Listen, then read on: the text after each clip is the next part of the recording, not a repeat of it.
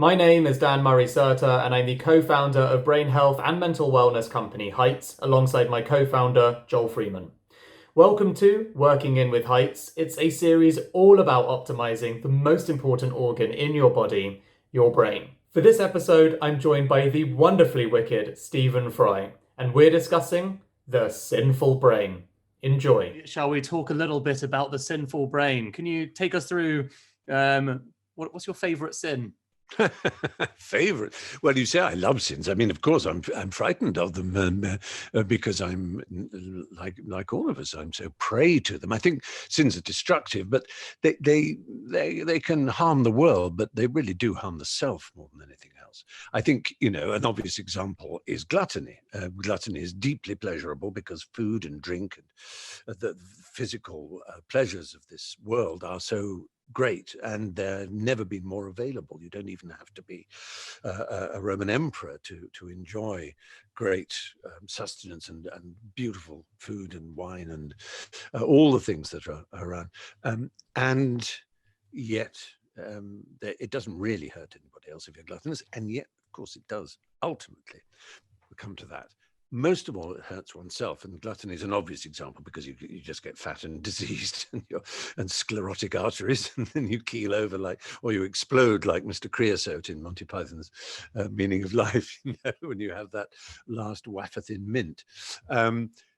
So everything that's true of the individual in sin is true of the human race as a species, which is what I find interesting. So we can be that fat person who explodes, but as a race, we are that fat person. We are a greedy race, and we have sucked almost all the juice out of the peach of a planet onto which we were born, and we are handing over a dried out husk to our children and grandchildren, or at least there's a danger of it. So as individuals, it hurts us to be greedy, to be lustful, to be proud, to be angry, because it eats into oneself, it corrodes oneself to be like that. But each one of those things as a species, when we're like that, is ghastly too. But the thing that interested me about it is that because I'm not religious, or at least as part of not being a religious person in the sense of believing in a God or adhering to a particular religious doctrine or series of doctrines, is it doesn't mean that one isn't aware of right and wrong, good and evil. And over time, people have thought about these things very hard, obviously, and different people have come up with different views as to how to behave well. And the current one in philosophy, which is called consequentialism these days, but used to be called utilitarianism, which is to say, you act such that you do the least harm to anyone around you. And the best thing, the greatest good for the greatest number. The utilitarian philosophy is that you behave, you have as much freedom as you need, and as long as your freedom doesn't impinge on the freedom of the health and happiness of others, as long as you don't cause suffering to others, you can do what you like, and so on. And everything is based on the consequences of your action. If the consequences of your action are bad, then they should be thought about. Then that's how we define them as bad. And while I think that's true, there's a more ancient kind of philosophical view, the deontic view, as it's called, which is best known through a philosopher called Kant. But actually, you don't need to be a philosopher. It's Jiminy Cricket. It's the voice in your head. It's that strange impulse, this obligation, this feeling when you're falling asleep at night. I was such an asshole last night. Why did I do that? I hate myself. I can be better. Please let me be a better person. Not so that you're more admired. It genuinely is a feeling. And it can be that you feel there's a God watching you. When when my grandfather died, whom I adored, I thought for a couple of years afterwards that, although I didn't really believe in life after death, I thought he was watching me. So when I was alone doing something bad, stealing or masturbating, whatever it might be, that you thought was bad when you were 12, I imagined my grandfather was watching me, and it made me shrivel up with guilt. And most of us would say, yeah, that's the problem with society, the Victorian society, this patriarch looking down on you, this God with big side whiskers telling you how to behave and making us feel guilty. That's the awfulness of the Hebraic Christian tradition of God pointing at Adam, and Adam being ashamed and covering up his nakedness.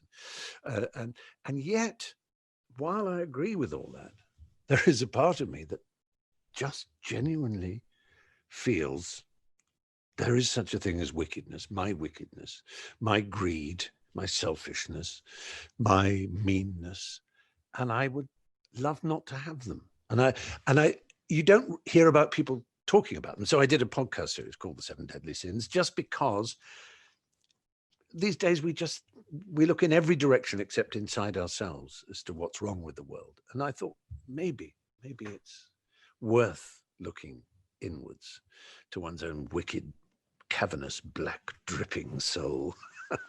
It is quite interesting how all of the low-hanging fruit, the thing that gives us immediate pleasure for the brain, so the stuff that we will get a reward spike for immediately, quite often is the stuff that's actually bad for us mentally and physically long term, and the stuff that's good for us physically and mentally long term is the stuff you don't necessarily enjoy quite so much in the moment. And there's a kind of cruelty to that reality, and you can see why people gravitate towards sins even though they're not good for you, because in the short term they're fun.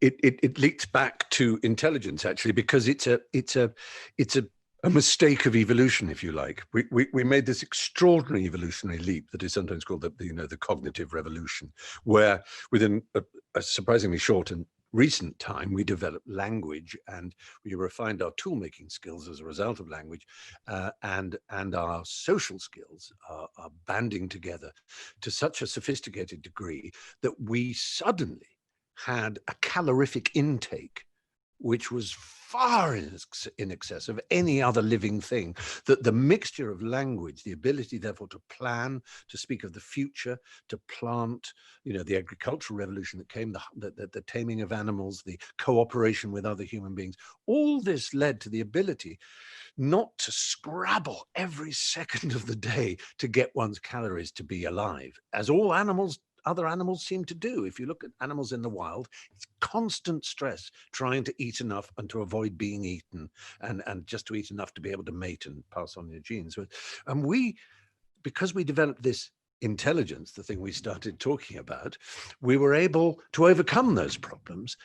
But unfortunately, physically, our hormonal, our endocrine system, our reward and punishment system, didn't catch up with it. So it still told us, have more of that sugar, because it thought that we were still in the jungle, where a small piece of sugar could keep one in calorific happiness for a couple of days. Instead, we gorged it all in a half an hour, and then an hour later, more.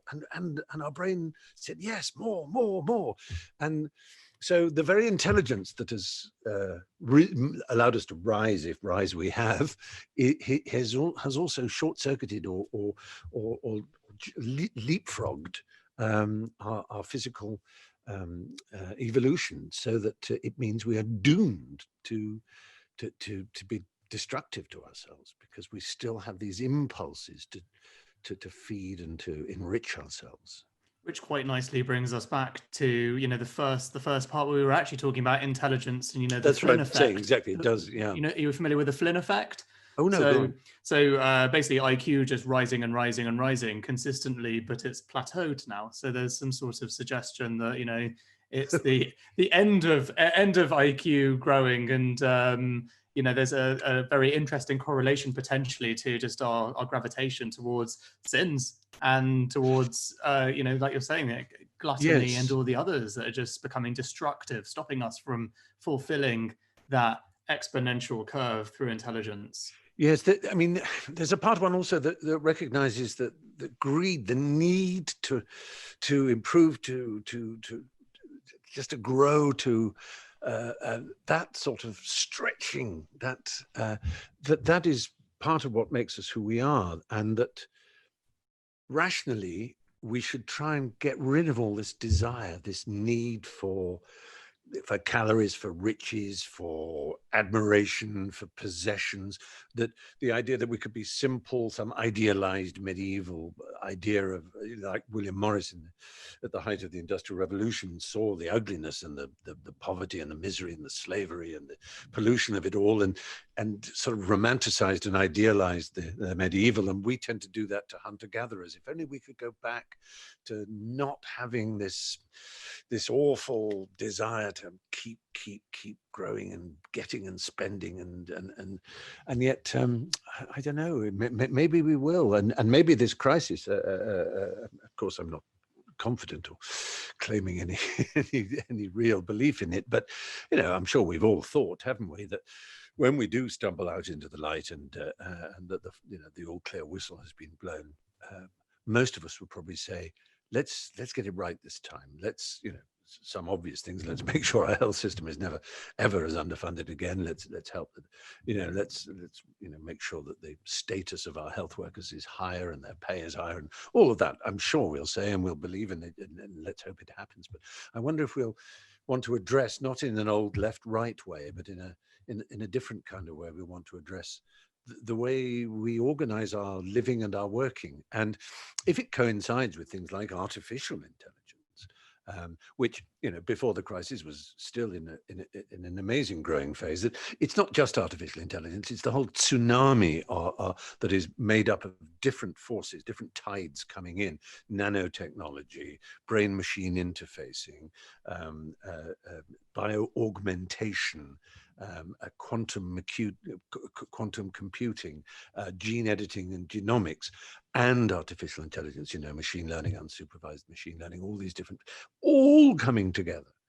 They are likely, as people have found, and it seems very probable, are likely to disrupt, to use that awful word, the way we work to such an extent that it's possible that, like Finland, we'll have to start paying people just basic incomes and not expect them to work, because there won't be enough work for people to do, because white collar work is affected by AI.